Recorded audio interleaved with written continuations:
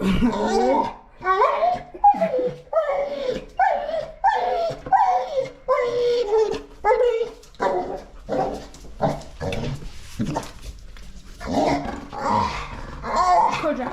go sit down. Kojak, go sit down. Kojak, go sit down.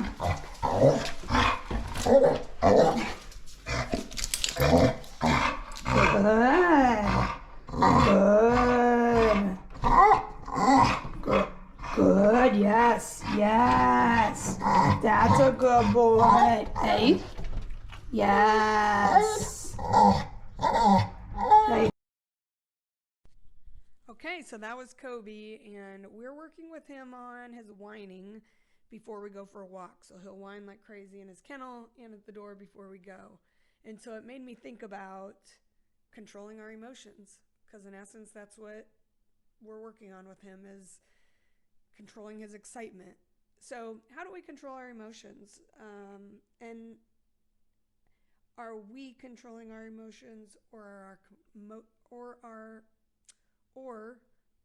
are our emotions controlling us? And there's a big difference there.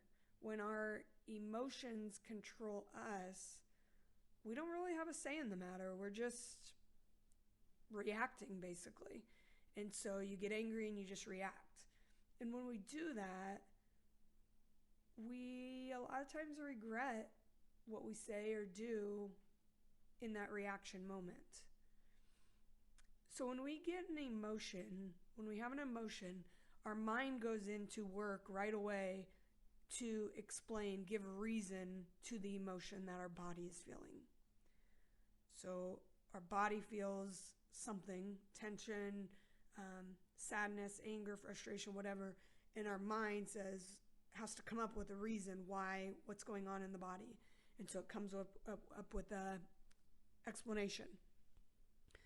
And so when we feel that frustration and then feel that tension, and then we just explode. When we do that, that's our emotion controlling us. We didn't have a say in the matter. It just happened. We just reacted. But what happens when we do that? Usually, once we've had time to think about it and calm down and relax a little bit and think about it, we regret. We regret the way we acted. And so if we can give space between when something happens and when we respond, that's taking back the control. We control how that emotion, what we do with that emotion. So if we get angry, we give ourselves some space to consider different aspects, and then we respond. We're responding with intention. We have considered, we have analyzed, we have thought about the situation, and then we're responding in a way that is thoughtful. And you won't regret it. Like, you rarely regret discussing something when you're calm and you've had time to think about it. You're prepared. You've gone through the scenarios. You've thought about how you want to respond, or how you want to discuss this, how you want to bring it up. And so it's not about, a lot of people think it's about biting your tongue, and it's not. And it was funny when my partner made a comment one time discussing this topic, and he said, biting your tongue, it hurts when I bite my tongue, and so I react. Well, that hurts because in the end it hurts me or whoever the reaction is towards. And so it's not necessarily about biting your tongue. It is, in the beginning, it'll feel that way. You bite your tongue in the moment, but really it's give myself time to calm down. And as you do it, you'll learn this is a better way and it feels better to do it. Sometimes you get stuck in the moment and you just react, but you just have to keep working on it. And so it's not about biting your tongue. And that needs to be very clear, that you're not biting the tongue as in sweeping it under the rug and never talking about it. It's It's just pausing, giving yourself some space, 15 minutes to take your mind off of it and then calm down and then think about it in facts and about how you played a part in it, or what part of you got triggered to have that emotion or that reaction. It's all reactions are ego. A lot of our emotions do come from ego, in that we all have our own past experiences, and what makes one person mad makes another person laugh, or it's just based on our life experiences. And so it's a matter of understanding that, okay, what in me got triggered? Why did that make me mad? Why did that frustrate me? And really understanding that and being aware and recognizing what that's about. And then looking at, okay, here are the facts without the emotion. This is my emotion. Why did I, what came in there? What got triggered? Did I feel attacked? Did I feel not heard? Did I feel undervalued? Did I feel embarrassed? Did I have fear? Like, where did the fear, or where did the emotion come from? And then what's the other, thinking about other perspective. What's the other view? Did I take something personal and it wasn't meant for that? Did I misunderstand? And so it's just taking everything into account before responding. Then you can think about, okay, how do I want to respond to this?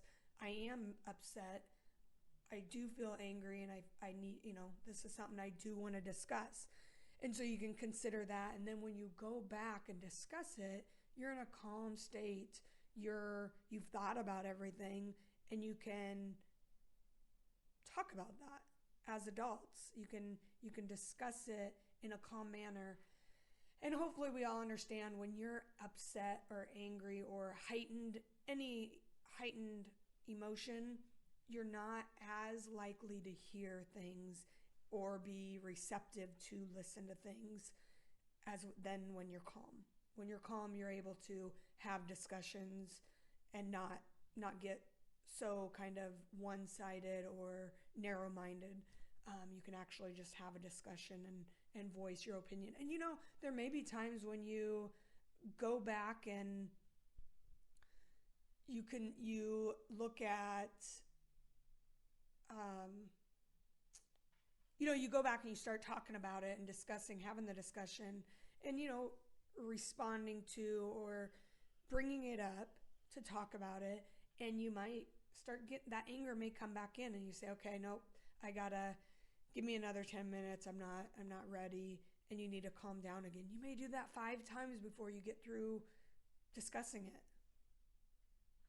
But I tell you what, it beats overreacting or reacting and saying things you don't mean, and that regret, and then having to come back and apologize and try to take hurtful things that you may have said or done, try to take those back. So the space is so valuable, and it really, really does help your just dealing with and handling your emotions, because you're in control. We all want to be in control of ourselves, right? And so when you give yourself that space, you're wanting to say, you're looking at yourself and saying, how do I want to, if you're going to bring this up and have the discussion, doing it in a way that is in line with the person you want to be. Nobody wants to be the person that overreacts to things, or blows up out of nowhere, or says hurtful things when they're mad. None of us want to be that person. It's just sometimes that's just our reaction. That's where giving ourselves that space to calm down and think about it and reflect and then prepare for how I want to discuss it. You do it in a way that reflects the person you want to be, not who you want others to see you as, but who you want to be, the best you. Like, who is the best you and how would that person respond? And that's how you try to emulate that. And it will, another thing with doing that is when you can sit down and have a calm, respectable conversation with somebody about something that's bothering you, you build a connection. You have, I guess it's, it's friendship. It's just, you can have an adult conversation and it gives a different connection there. And you have growth and you build on that relationship. And yeah, I can't think of the word I'm trying to think of, but you just have that connection. And it strengthens it. It strengthens that relationship because, okay, we can actually have a conversation about this. And there's just something to that. Maybe that's just me, but I think in general that's a meaningful conversation between two people. I think means a lot to everybody. Like, we all want that. We all want to just be able to have discussions. And so giving yourself space to do that, to reflect on that and come up with a way to discuss it and have a calm discussion is huge. It's huge, and it does so much for yourself and for that person and the situation. Like, again, going back to biting your tongue, if it's something that bothers you, you don't want to bite your tongue. You need to bring it up to get to the outcome, to get to the appropriate outcome that you want. You need to bring it up. It's just how you bring it up. And in a calm manner, you're more likely to get the outcome that you want. And when you react, when you blow up, you have the attitude, all of that, you're more likely to get a defensive reaction back. And then you just have two people going at it. Nobody's listening. They're just blowing up at each other. And that goes nowhere. I mean, that's just, it's more tears you apart than brings you closer. And it makes you feel shitty. You regret it and you feel shitty afterwards. I mean, yeah, it feels good in the moment because you have all that energy and you're getting it out, but later we all have that moment of, I shouldn't have said that, or okay, that did not go the way I wanted it to, or whatever the case is. But so when we can control our emotion and give ourselves that space, there's so much that comes with it. Growth in ourselves, confidence that we can do that, taking back the control of our emotions, and building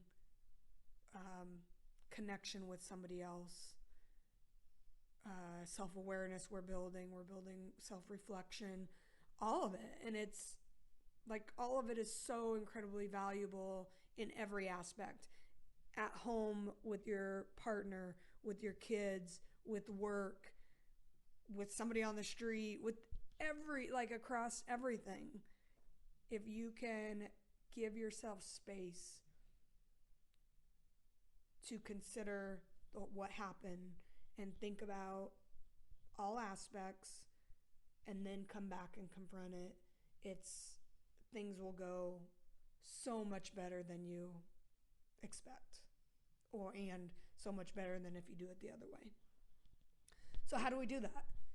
It's a matter of, I say, so we all feel, and again, it comes back to awareness and being in the moment, because you can feel, if you're in the moment and you're having a conversation with somebody, you can feel tension or not.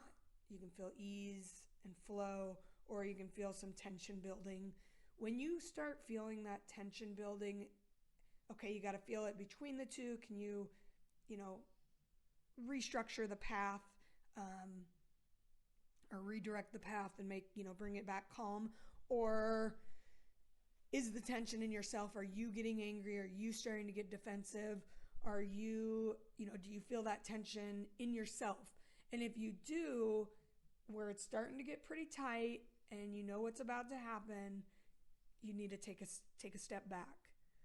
Hey, I need to go to the restroom, or hey, I need to run out to my car, or pretend you have a phone call. Just something to give yourself some space to calm down and think about what's going on. Okay, is this really where I want to go? Am I taking something personal that they're saying? Is something in me getting triggered? Do I feel I'm getting attacked? Do I feel I'm not being heard? Just thinking about all of it. And some people don't like the idea of asking yourself where is my place in this? What did I do? But it's true, because you're the one that's getting upset.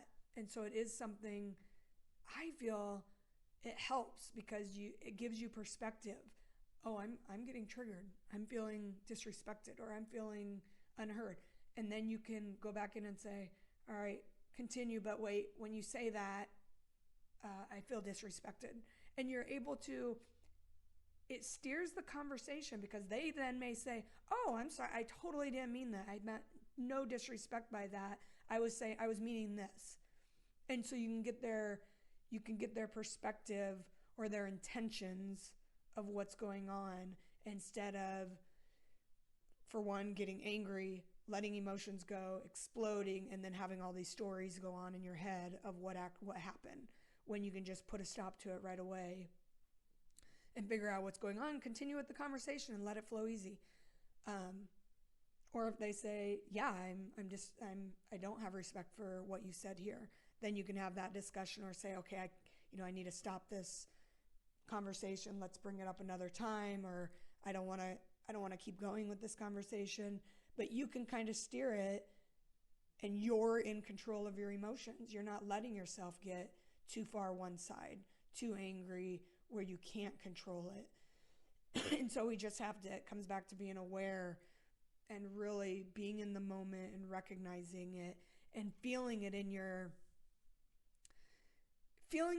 body. And that's the challenge, I guess, is to stay aware and feel that tension and recognize it and really be aware, okay, I feel tension going on. And then, if you have to say, all right, give me 10 minutes, give me 15 minutes, let's have this conversation again, or let's take a 15-minute break, that's okay, because it beats the other way. So do that and try it, and it's so beneficial in all aspects. It's just such a beneficial tool to be able to give yourself space when you feel the tension, and feel that, feel it in your body, and separate that from the mind stories that we start telling ourselves. Just feel it and sit with it, and then consider everything, and then decide if you want to come back and have that discussion. And if you do it in a calm way. And it's so beneficial. Just try it, and watch another video. I'll put a link up here pretty quick here, and to my previous one that kind of talks about seeing your thoughts from the outside, and this they go in together. All this will go in together. But until next time.